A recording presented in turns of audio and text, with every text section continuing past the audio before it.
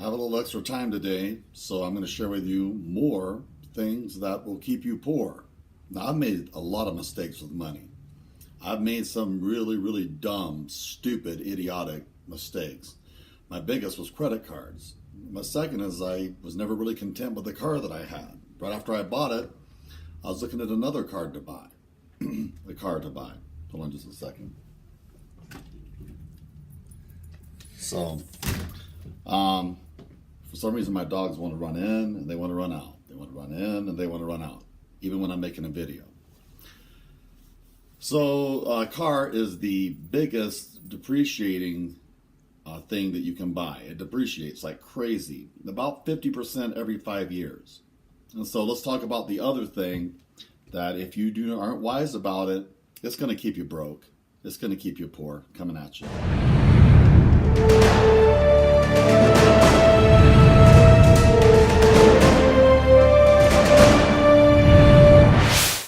Hello friends, some people claim that a home is an asset, but according to the definition of an asset, it's something that makes you money.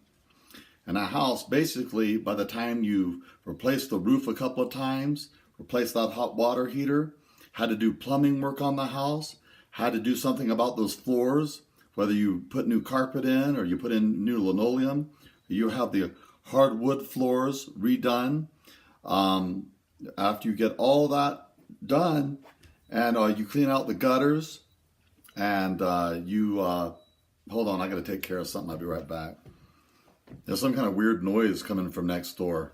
It's like one thing after another today to keep me from making this video.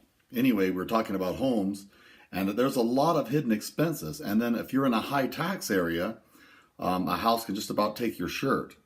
So by the time you add all that up and inflation, because there's always inflation, by the time you sell a home, and you notice I call it a home because it is a home. You're not really looking to make an investment with it. You need a place to live.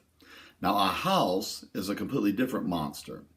That's something that where you buy with cash, real estate, after you've saved up a substantial amount of money, and then you can be a landlord, or you can hold on to that and do various things with it, and then you sell it at a profit. That can be an asset, but a home is basically a liability. So how can you keep yourself from being broke? Well, number one, do not buy more house than you can really afford. But someone might ask, what if I can't hardly afford anything? Well, then it's better probably to rent. Because it's just going to keep you broke all the time if you're in a house, and because of the taxes and because of all the utilities and all the expenses that come up, and you have to do all the repairs, it's definitely going to be more expensive to own a home. In the short run, it's going to be more expensive to own a home than to rent. In the long run, it's going to be cheaper to own the home. And that sounds confusing, and it is, but that's just the way that it works. You've got to at least live in a house for 5 years for it to be a wash, to break even. That's not my math. That's people that are much more intelligent than I am. So my advice on home ownership is buy a modest home. Buy what you need. Avoid the view. I got to have the perfect view. I need a beautiful view. Avoid that kind of mentality. Or I need my dream home, especially on HGTV or these reality shows. They want to show you seeing everybody going in, and they're very persnickety about the house that they're buying. And they're talking about things like the color of the carpet, and they're talking about paint. Those things are the cheap things. The thing you should be looking at the bones of the house. What kind of, how is it really built well? Our house is very modest, and it's only about 1,500 square feet, but it has really good bones. It was built solid back when 2x4s were really 2x4s, and 4x6s were really 4x6s. And so our house is built like a Russian submarine.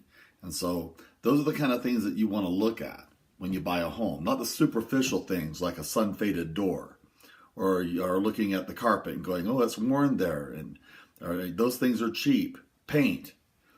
You don't like the color of the paint in the room. I hear this all the time. Oh, the color of the paint looks terrible. Well, all it takes is going to Walmart and buying some good paint, and you can change that in a hurry. So the home. Don't look at it really as an investment, because it's just a break even. Buy what you can afford. Don't try to keep up with the Joneses here. This is where you will really be broke. They call it house poor. So if you want to stay poor, you want to stay broke all the time, house poor it's called, and make sure that your house, I would keep my house cost with rent and everything under 30% of my income. That's just where I am. I'm cheap. I think they go up to 35, but I'd say 30% or less. And stash cash so you have a good down payment to buy a home. Anyway, my advice, take it or leave it.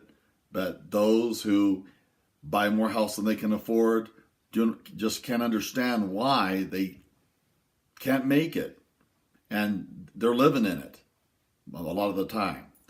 And of course, we've already talked about cars. That's the most expensive depreciating thing that you can buy. So buy it used from a private owner. Buy what car you can afford. And that way you won't keep yourself poor all the time. Keep yourself living paycheck to paycheck. Hope this helps. Take care. Bye.